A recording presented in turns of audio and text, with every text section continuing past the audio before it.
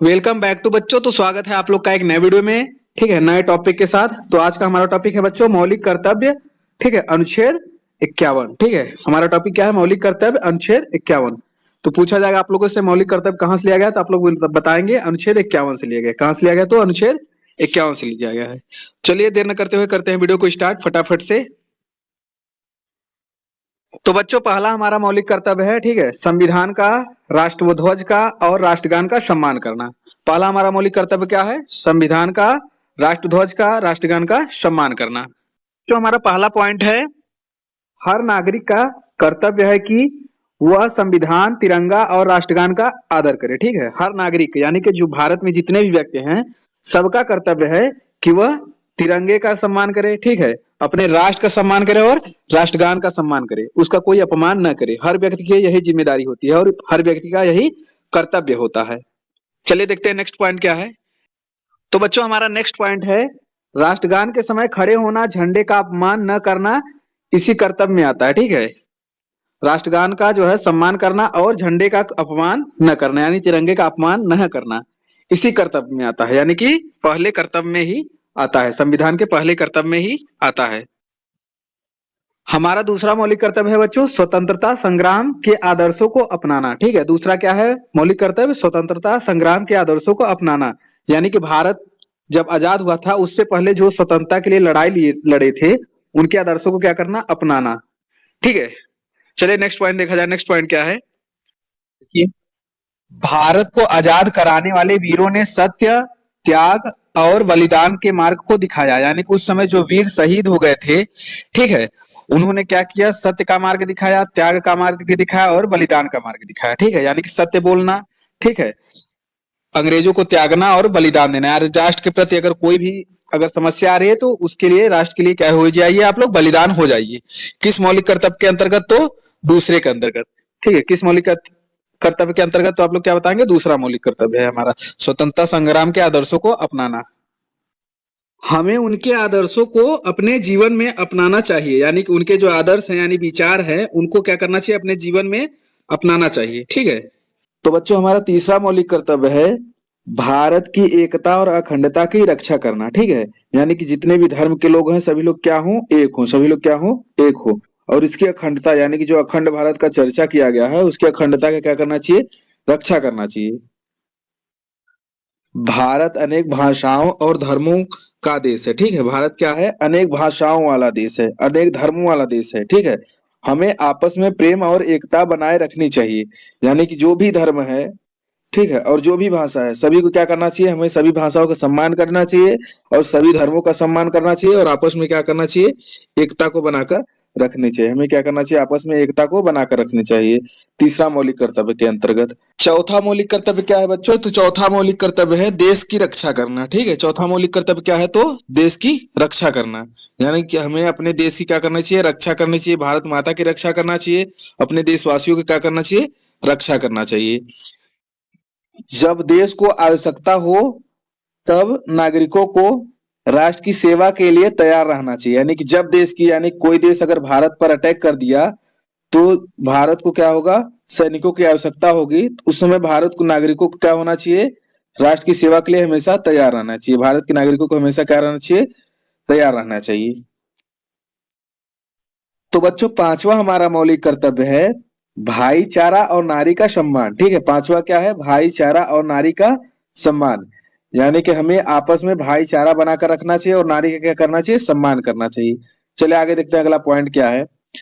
सभी नागरिकों को भाईचारे की भावना होनी चाहिए और महिलाओं का सम्मान करना चाहिए, यानी कि सभी नागरिक, यानी जितने भी भारत में नागरिक सभी को क्या होना चाहिए? कि भाईचारे की भावना रखनी चाहिए अपने अंदर और महिलाओं का सम्मान करना चाहिए।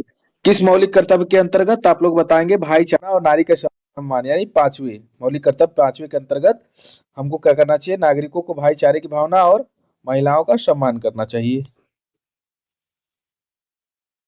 तो बच्चों हमारा छठवां मौलिक कर्तव्य क्या है? हमारा छठवां मौलिक कर्तव्य है संस्कृति विरासत की रक्षा करना। छठवां क्या है? संस्कृति विरासत की रक्षा करना, यानी हमारी जो सांस्कृतिक है, विरासत है, उसकी क्या करना चाहिए?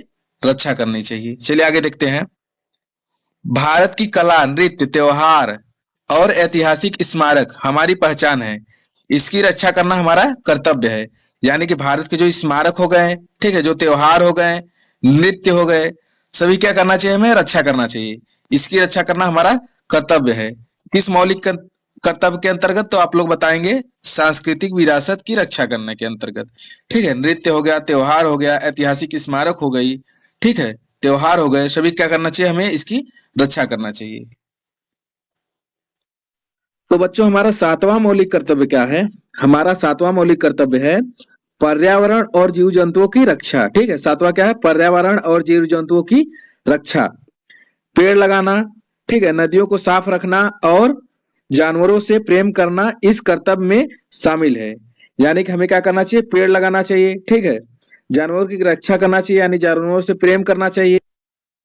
तो बच्चों हमारा आठवां मौलिक कर्तव्य क्या है? हमारा आठवां मौलिक कर्तव्य है वैज्ञानिक सोच को विकसित करना। ठीक है, यानी वैज्ञानिक जो सोच रहे हैं कैसे भारत को आगे ले जाया जाए, उनके सोच को क्या करना? विकसित करना। चलिए आगे देखते हैं। अंधविश्वास से दूर रहकर विज्ञान, तर्क और मानवता को अपनाना चाहिए। ठीक है, अंधविश्वास यानी कि जो है भारत में जो भूत प्रेत हो गए, ये सब से क्या रहना चाहिए? दूर रहना चाहिए और क्या करना चाहिए? मानवता को अपनाना चाहिए। ठीक है, तो बच्चों हमारा नौवां मौलिक कर्तव्य क्या है? तो हमारा नौवां मौलिक कर्तव्य है सार्वजनिक संपत्ति की सुरक्षा। ठीक है, नौवां क्या है? सार्वजनिक संपत्ति की सुरक्षा। चलिए आगे देखते हैं। सरकारी बस, स्कूल, सड़क, पार्क आदि को नुकसान नहीं पहुंचाना चाहिए। ठीक है, सरकारी बस हो गया, ठीक है, स्कूल हो गया, पार्क हो गया, उसे क्या करना चाहिए? हमें नुकसान नहीं पहुंचाना चाहिए। क्यों? क्योंकि वह सार्वजनिक संपत्ति है। वह क्या है? सार्वजनिक संपत्ति है, उसकी क्या करना चाहिए? सुरक्षा करना चाहिए।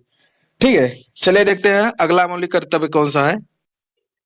तो बच्चों हमारा 10वां मौलिक कर्तव्य क्या है? हमारा 10वां मौलिक कर्तव्य है व्यक्तिगत और राष्ट्रीय उत्कृष्टता। 10वां क्या है? व्यक्तिगत और राष्ट्रीय उत्कृष्टता। चलिए आगे देखते हैं। हर नागरिक को पढ़ाई, खेल और काम में अपना सर्वश्रेष्ठ प्रयास करना चाहिए। यानी कि भारत के जितने भी नागरिक हैं उनको पढ़ाई हो गया, खेल हो गया, ठीक है, काम हो गया, उसमें अपना क्या करना चाहिए? सर्वश्रेष्ठ प्रयास करना चाहिए। यानी कि पूरी ताकत लगा देनी चाहिए जीत के लिए, और उसको क्या करना चाहिए? हासिल करके रखना चाहिए। इस मौलिक कर्तव्य के अंतर्गत तो आप लोग क्या बताएंगे? 10वें मौलिक कर्तव्य के अंतर्गत। ठीक है, व्यक्तिगत और राष्ट्रीय उत्कृष्टता के अंतर्गत। तो बच्चों हमारा 11वां मौलिक कर्तव्य क्या है? तो हमारा 11वां मौलिक कर्तव्य है बच्चों को शिक्षा दिलाना 6 से 14 वर्ष तक। बच्चों को शिक्षा दिलाना 6 से 14 वर्ष तक। चलिए देखते हैं आगे।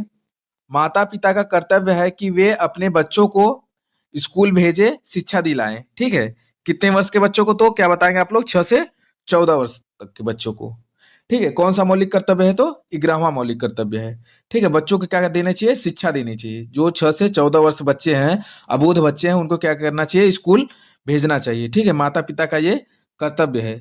चलिए, आई होप कि आप लोग को ये वीडियो पसंद आया होगा। अगर आप लोग को ये वीडियो पसंद आया हो तो वीडियो क्या करेंगे? लाइक करेंगे और चैनल को सब्सक्राइब कर देंगे। मिलते हैं नेक्स्ट वीडियो में, तब तक के लिए बाय बाय।